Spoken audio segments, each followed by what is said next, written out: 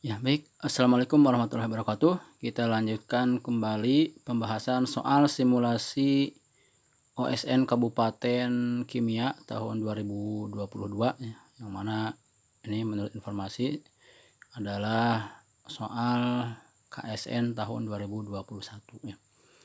Kita lanjutkan, di video sebelumnya telah kita bahas beberapa soal ya. Kita lanjutkan ya pada kali ini. Semoga video ini bisa bermanfaat bagi teman-teman semuanya yang belajar.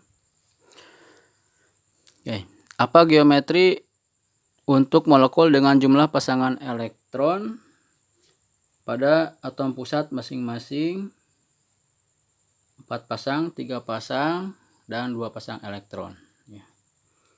Oke, 4 pasang, 3 pasang, dan 2 pasang elektron. Nah, ini adalah bahasan tentang bentuk molekul ya, atau geometri molekul ya. Pelajarannya ada di kelas 10.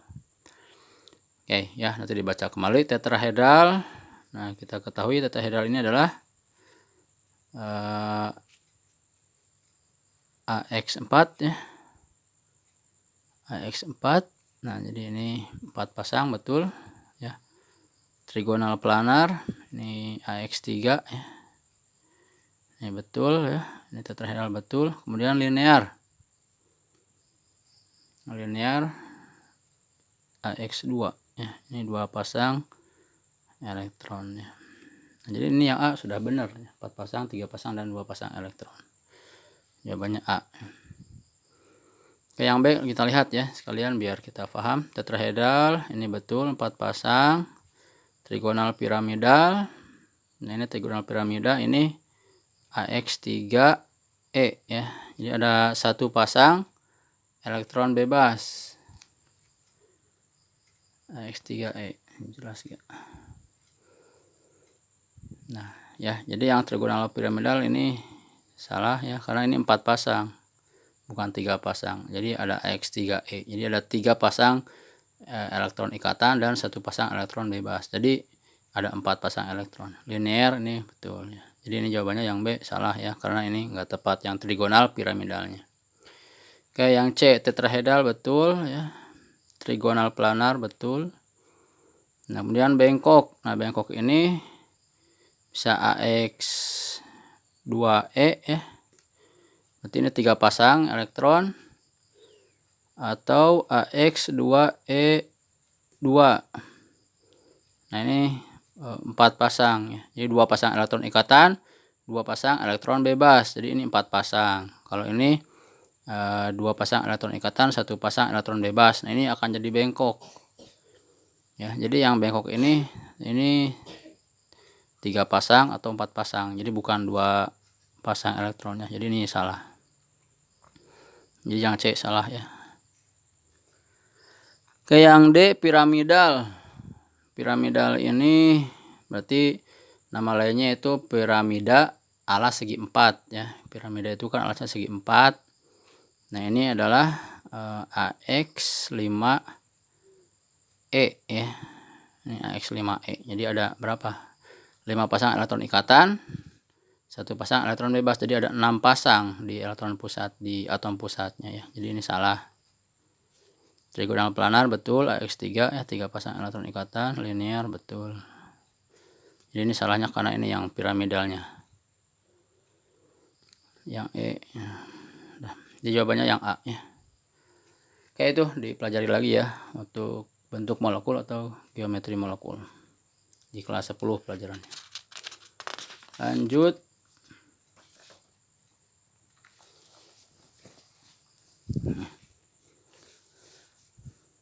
Oke, ini tulisannya agak kecil.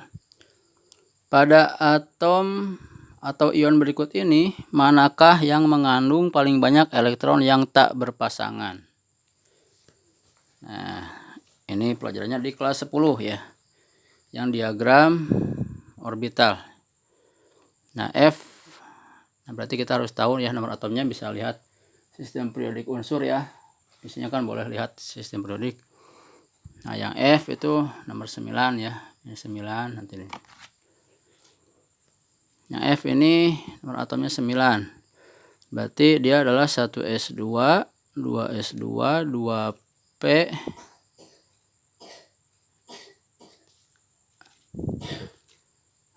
ya. Nah, berarti ini nanti dibikin diagram orbitalnya. Berarti kan 1s2 jadi gini ya. S2, 2s2, yang P itu kan ada 3 kotak. Ya, yang ini 1s. Berarti dia udah penuh. 2s. Ada 2 penuh ya. Nah, 2p5, ini 2p-nya. Ini kan 1 2 3 4 5. Jadi ini ada satu elektron yang tak berpasangan. Jadi ini ada satu elektron tak berpasangan. Yang F ya. Nah, sekarang yang N. Ini nomor atomnya N ini adalah 7 ya. Ini 1s2, 2s2, 2p3. Nah, bikin diagram orbitalnya ya. 1s2, 2s2, 2p3. Nah, ini 1s, 2s, ini 2p. 1s-nya ada 2 ya, penuh. 2s-nya penuh. Nah, 2p3 ya. Orbital P ini kan ada 3 kotak ya, ada 3 biji, maka gini kan 1 2 3. Nah, jadi dia ada 3 elektron ikatannya. Nah, itu yang N ya. Sekarang yang S2 min. S2 min. Kita di sini ya, yang S2 min. Yang S ini nomor atomnya 16 ya. 16 berarti 1s2, 2s2, 2p6, 3s2, 3p4 ya. Nah, 3p4. Nah, tapi ini ada 2 minnya, jadi bertambah p4 jadi 6, jadi 3p6. Nah, lihat ya polanya. Kalau orbital S itu kan 2 penuh berarti ya. Jadi kalau S kan ini satu kotak.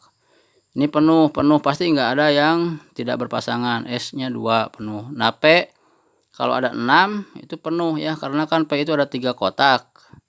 Nah, kalau 6 ya penuh semuanya, jadi nggak ada yang tidak ada yang tidak berpasangan ya, jadi semuanya berpasangan.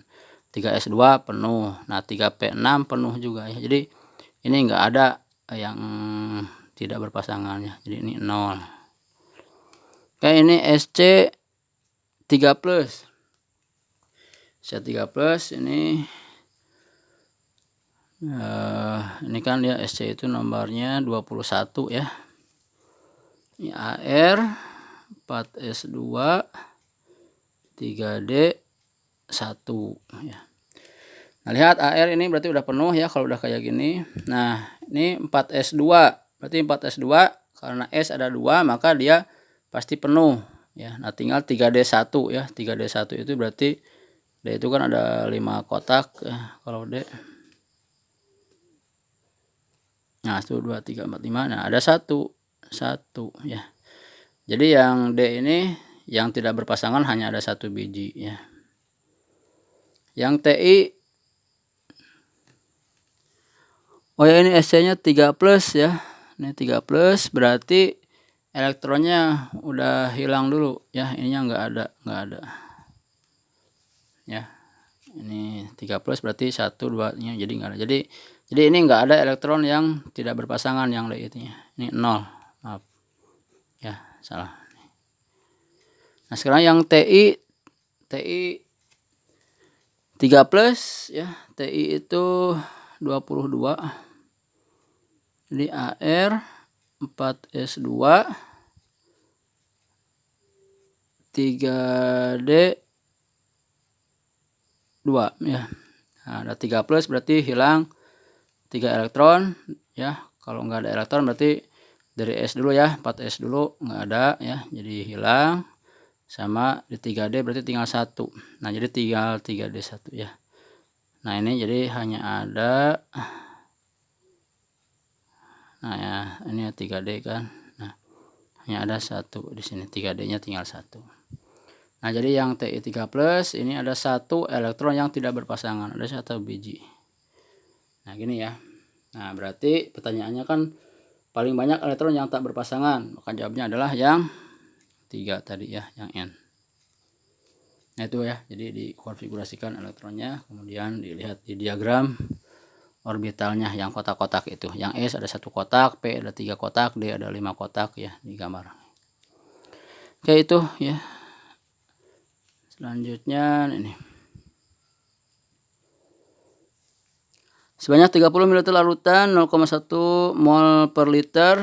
Ini mol per liter ini sama dengan molar ya. Molar sama saja, mol per liter nama lainnya molar. BaOH 2 kali ya, barium hidroksida ditambahkan ke dalam 30 ml larutan 0,1 mol per liter ya, atau molar ya, 0,1 molar H2SO4. Setelah dicampurkan terjadi kenaikan temperatur sebesar delta T1 ya. Percobaan ini kemudian diulang dengan mencampurkan larutan yang sama tapi menggunakan volume masing-masing campuran sebanyak 90 ml dari larutan yang sama dan terjadi kenaikan temperatur sebesar delta T2. Berikut ini manakah persamaan yang benar mengenai kenaikan temperatur kedua campuran tersebut. Oke, ini pencampuran BaOH 2 kali dengan H2SO4. Coba kita bikin reaksinya. BaOH 2 kali ditambah H2SO4 ya, dia jadi BaSO4 ya. Jadi ini sisa basa ketemu dengan sisa asam ya, BaSO4 tambah H2O. Ini ya reaksi basa dengan asam sudah menghasilkan garam dan air ya. Nah, lihat disetarakan, mudah Ba-nya 1, SO4-nya 1, ini H2O-nya berarti ada 2 ya. Hanya ada 2, O-nya 2. Nah, ini sudah setara kayak begini ya. Nah, yang pertama 30 ml larutan 0,1 molar BaOH 2 kali ya. Ini mililiter, ini molar. Nah, berarti kita kemolkan dulu ya. Maka ini ada berarti 30 kali 0,1 ya, jadi 3 mol. Ini 3 mol. 3 milimol, maaf ya. Nah, ini 3 milimol. H2SO4-nya 30 kali 0,1 ya, jadi 3 milimol. Nah, setelah disampaikan jadi kenaikan temperatur sebesar delta T1 ya. Nah, ini dia punya delta T1, nantinya ada delta T1. Kemudian percobaan ini diulang mencampurkan larutan yang sama ya, tapi menggunakan volume masing-masing campuran sebanyak 90 ml dari larutan yang sama ya. Nah, ini sama molaritasnya larutan yang ini, tapi mililiternya dinaikin jadi 90 ml ya. Nah, maka hubungan delta T1 dengan delta T2 seperti apa? Oke, kita lihat ya, ini yang kedua nih. Sama ya, BaOH 2 kali tambah H2SO4. Ini reaksinya ya, BaSO4 tambah 2H2O. Nah, yang ini delta T2, perubahan suhu ya, percobaan kedua. Nah, lihat BaOH 2 kalinya berapa mol? Nah, ini 3 ya, tadi kan dinaikin jadi 90. Jadi 90 kali 0,1 jadi 9 milimol. Yang ini 9 milimol. Yang H2SO4 ini molaritasnya sama 0,1 tapi volumenya 90. Jadi molnya adalah 90 kali 0,1 jadi 9 milimol. Nah, kayak gini ya. Nah, ini nanti delta T-nya delta T2. Nah, maka nanti hubungannya delta T2 dengan delta T1 seperti apa. Oke, kita lihat dari konsep termokimia ya. Kita ini kan dengan delta H ya, kaitkan dengan delta H. Ini kalau ada persamaan kayak gini, misalnya kita kasih delta H ya, delta H 1 ya. Nah, delta H1. Nah, lihat delta H1 ya. Nih, 3 mol dengan 3 mol dia kalornya delta H1 ya. Nah, dalam konsep termokimia kalau molnya dinaikkan, asalnya 3 mol jadi 9 mol, berarti dari 3 ke 9 itu dikalikan 3 ya, 3 kali lipatnya. Nah, kita lihat dulu misalnya ini yang percobaan yang kedua. Nah, ini banyaknya zat yang bereaksi ini adalah 9 mol, 9 mol ini 9 mol. Nah, nanti kita misalnya kasih nama ini delta H-nya delta H2 ya. Nah, ini delta H untuk percobaan 2. Nah, dalam konsep termokimia, ingat kalau jumlah mol dinaikkan ya, maka delta H juga akan naik ya.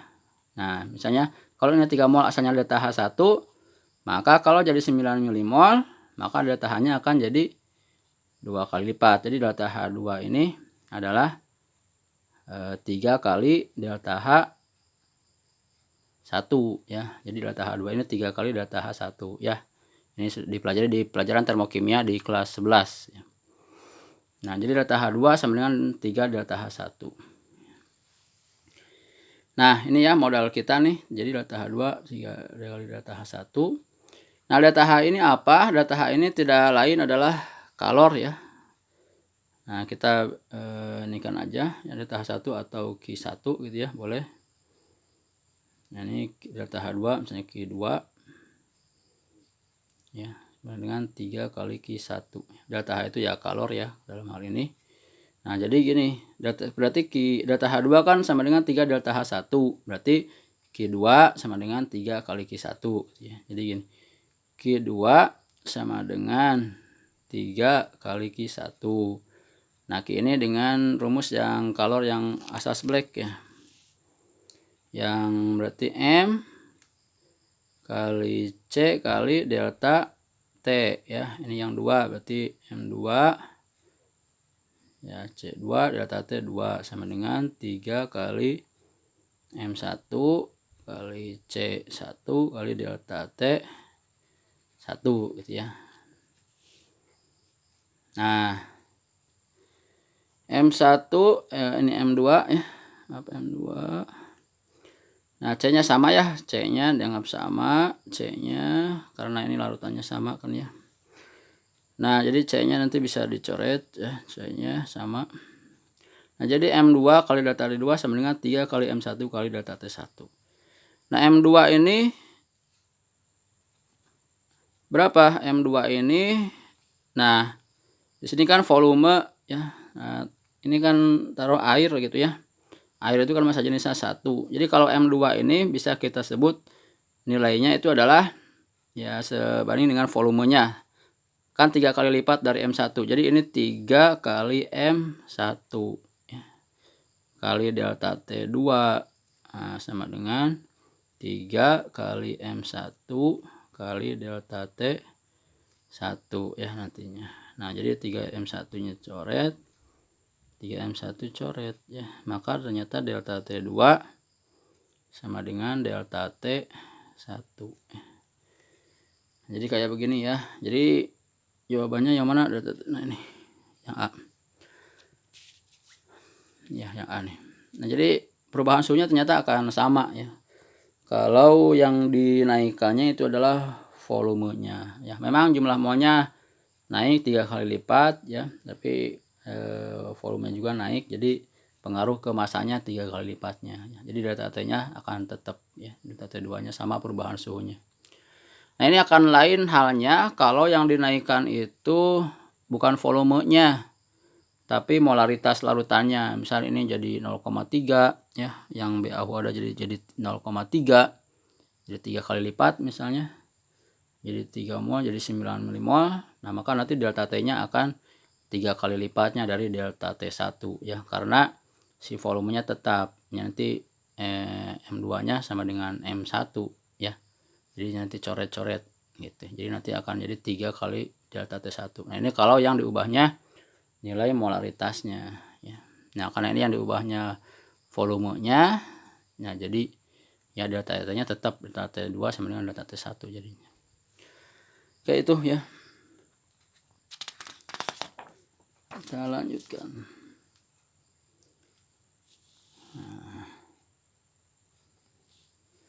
perhatikan reaksi 2NO gas tambah Cl2 gas menjadi 2NOCl gas. Ini sudah setara ya, diperiksa sudah setara.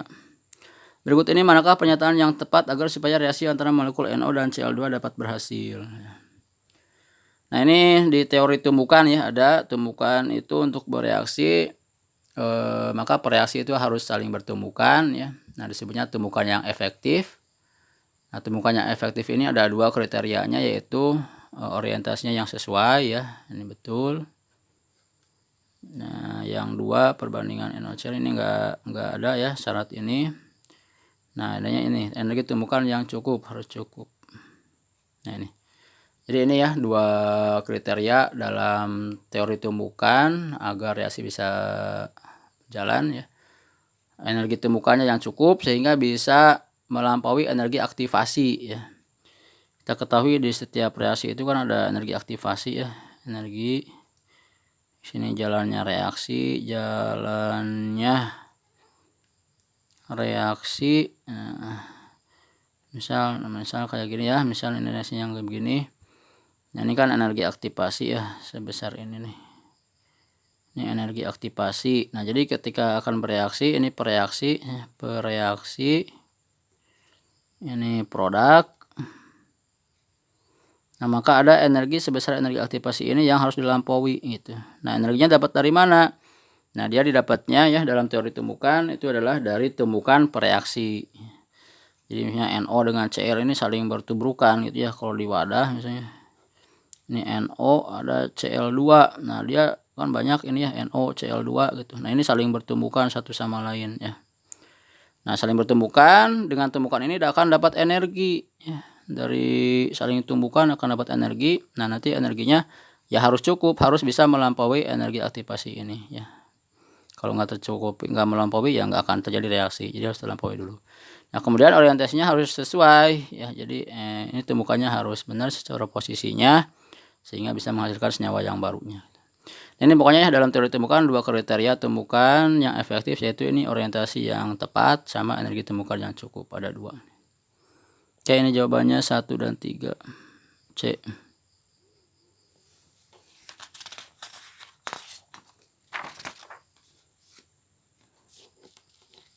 Nah, kita lanjutkan. Suatu senyawa 2-metilbutana direaksikan dengan Br2 ya. Kemudian ini UV ya. HV energi cahaya pada temperatur 125 derajat Celcius. Produk utama yang dihasilkan dari reaksi tersebut adalah titik-titik. Ini 2-metilbutana direaksikan dengan Br2. Nah, lihat ini kalau reaksi ya, ini 2-metilbutana berarti alkana ya. Alkana direaksikan dengan ini halogen ya, Br2. Kemudian ada energi cahaya ya atau UV atau HV tulis. Nah, ini energi ya. Nah, maka ini ciri khas untuk reaksi substitusi ya, substitusi. Jadi 2-metilbutana kita gambarkan 2-metilbutana berarti C ya, ini induknya butana, ada 2 metil, di sini ada metil CH3 nih ya. Nah, ini ada H, kalau kita lengkapi gini ya. Nah, ini 2 metil. Ini 2 metil butana kayak begini ya. Direaksikan dengan Br2 ya, ada energi cahaya. Nah, maka ini akan terjadi reaksi substitusi ya. Substitusi ini bahasanya di kelas 11 ya, ada di reaksi-reaksi di hidrokarbon ya, bahasan hidrokarbon bab awal-awal di kelas 11. Nah, nanti hidrogen di sini itu akan bisa tersubstitusi atau digantikan oleh atom Br yang dari Br2 ini ya. Nah, yang mana? Kan ini hanya banyak ya, ini hanya banyak. Nah, yang mana yang akan tersubstitusi? Nah, ini untuk reaksi substitusi ini ada konsep reaktivitas hidrogen ya. Nah, ya dari konsepnya adalah H tersier itu lebih reaktif ya dari H sekunder. Kemudian H sekunder lebih reaktif dari H primer ya. Nah, ini ada ya di buku kimia organik Fessenden juga bisa ya ditemukan. Jadi keaktifan H tersier itu lebih besar dari keaktifan H sekunder dan lebih besar dari H primer. Ini untuk reaksi substitusi kayak gini. Nah, apa itu H tersier? Jadi atom H yang terikat pada atom C tersier ya. Nah, di sini yang mana berarti ini H primer ya. Nah, C-nya primer. Nah, maka H yang ini nih. H ini kan dia H ini C tersier ya. 1 2 3 ya. Nah, maka H yang ini yang akan aktifnya itu ya. Nah, ini. Karena H ini H tersier, hidrogen tersier. Jadi H yang terikat pada atom C tersier. Ya, C ini C tersier kan, mengikat 3C. Nah, H yang ini disebutnya H tersier. Nah, ini yang paling aktif. Jadi nanti si BR2 ini akan nyerang ke H yang ini ya, gantian gitu. Jadi H di sini ke sini jadi HBr. Jadi nanti gini, C H H H C. Nah, ini jadi BR. Ya, ininya tetap CH3, ini C tetap ya, yang lainnya. Ini H, ini C, H, H, H. Nah, ini ditambah, ini hanya akan pindah ke sini BR ya, BR sini ke sini, H ke sini, substitusi atau pergantian pertukaran. Jadi ini per HBr. Nah, jadi senyawa produknya adalah yang ini ya. Nah, ini. Nah, kasih nama, coba namanya adalah ini butana tetap 2 bromo 2 bromo 2 metil butana ya, butana. Nah, ini ya produknya 2 bromo 2 metil butana. Nah, cari di sini ada 2. Nah, enggak ada ya. Tapi ada 2 metil 2 bromo butana. Nah, mungkin ini bisa kita anggap sama aja ya yang ini. Karena enggak ada lagi. Ya, kalau secara abjad ya bagusnya B dulu ya. B baru M, 2 bromo 2 metil butana. Nah, ini ada ya 2 metil 2 bromo butana ya. Oke. Nah, ini ya jawabannya C. Ini konsepnya H tersier, H lebih reaktif dari H sekunder, lebih reaktif dari H primer. Yang ini untuk reaksi substitusi. Oke, yang bawahnya. Berikut ini adalah tabel tingkat oksidasi yang mungkin dari 5 unsur blok D ya. Blok D itu golongan transisi ya, blok D. Ini kalau di tabel periodik, nah ini blok D yang ini ya. Ini blok S, blok P, blok D, ini blok F. Nah, ini blok D di sini, logam transisi ya. Nah, di logam transisi ini dia ya memiliki bilangan oksidasi tidak hanya satu ya. Kalau kayak golongan 1A itu kan tingkat oksidasinya pasti 1 ya, jadi pasti plus 1 gitu. Atau golongan 2A itu pasti plus 2. Jadi ya nggak ada bilangan oksidasi yang lain. Nah, tapi kalau untuk golongan transisi itu ya, dia punya ada yang punya beragam tingkat oksidasinya gitu ya. Ini contohnya PQRST ya, ini bukan nama unsur tapi bukan simbol unsur ya. Hanya ini aja simbol ini. Nah, lihat ya. Ini bilangan oksidasinya. Berdasarkan kemungkinan tingkat oksidasi unsur-unsur tersebut, berikut ini manakah ion yang paling mungkin keberadaannya. Nah, kita lihat saja ya. Yang A, PO2 ini plus ya, ini kurang jelas, PO2 plus. Nah, kita lihat. Nah, untuk ini berarti kita hitung biloxnya ya. Nah, kalau ada oksigen, kalau ada senyawa ya yang logamnya logam transisi dengan oksigen, maka yang ditentukan bilangan oksidasinya itu O-nya dulu ya. Tapi kalau oksigennya ketemu dengan logam 1A, logam 2A, maka harus ditentukan biloxnya yang logam 1A dan 2A dulu ya. Ini pelajaran di kelas 10 ya. Atau yang lebih rincinya ada di kelas 12, pelajaran bilox, itu pengantar untuk ke reaksi redoks. Nah, ini kalau senyawa antara logam transisi dengan oksigen, maka bilox yang pertama kali ditentukan adalah O-nya dulu. O-nya itu min 2. O-nya min 2 nilainya. Nah, ini O-nya min 2, ada 2 jadi min 4. Nah, P-nya harus berapa biar jadi muatannya plus 1. Ya, ini kan min 4, berarti P-nya plus 3. Nah, ini P-nya plus 3. Nah, ini min 4, ini plus ya, berarti P-nya plus 5. Nah, ini kan min 2 kali 2 min 4. Nah, P-nya harus berapa biar muatannya plus 1. Ya, atau kalau secara matematis, bilox ini ya. Bilox P ditambah 2 kali bilox O sama dengan jumlah muatannya, ini plus 1 kan, plus 1 ya. Nah, bilox P-nya harus berapa? Ditambah 2 bilox O kan min 4 ya, min 4 sama dengan plus 1. Berapa bilox P-nya? Ya, bilox P min 4 sama dengan plus 1, maka bilox P-nya adalah bilox P sama dengan plus 1, min 4-nya pindah ruas jadi plus 4 sama dengan plus 5 ya. Ini kalau cara panjangnya ya, menentukan Bilox. Jadi kalau sudah terbiasa kita bisa langsung melihatnya ya, nggak harus panjang-panjang kayak gini. Oke, yang QO3 min. Berarti ini min 6. Berarti Q-nya harus berapa biar jadi min 1? Nah, Q-nya berarti adalah plus 5 ya. Oke, yang ini yang P tadi. P-nya plus 5. Nah, bisa nggak? Nggak ada ya. Berarti nggak akan ada senyawa ini. Gitu.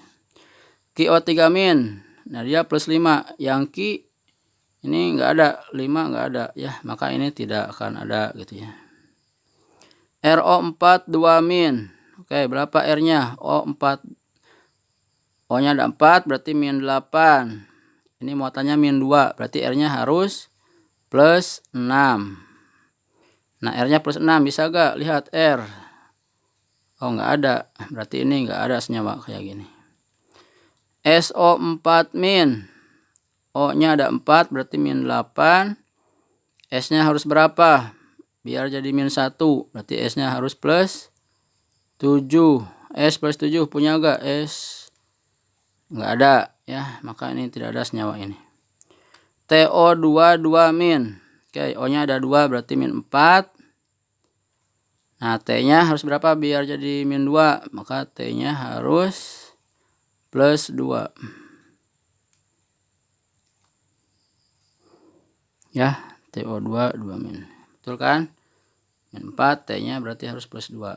T plus 2 bisa gak? T plus 2, oh bisa nih ya. Plus 2 kan? Maka bisa. Nah, jadi senyawa ini bisa eksis ya. Yang paling mungkin keberadaannya secara teori bilangan oksidasi ya, maka TO2 2 min ini bisa ada, bisa eksis. Oke, itu caranya. Ya, lanjutkan. Nah, di dalam pelarut air senyawa fenol bersifat sebagai asam lemah. Di antara senyawa fenol berikut ini manakah yang mempunyai sifat asam paling kuat atau paling asam? Ya, fenol. Fenol itu adalah golongan alkohol ya, tapi yang dari benzen. Ini fenol. Ini materinya di kelas 12 ya, ada tentang benzena. Nah, ini fenol, ada OH-nya. Ini cincin benzen, ini ada OH. Nah, ini disebutnya fenol.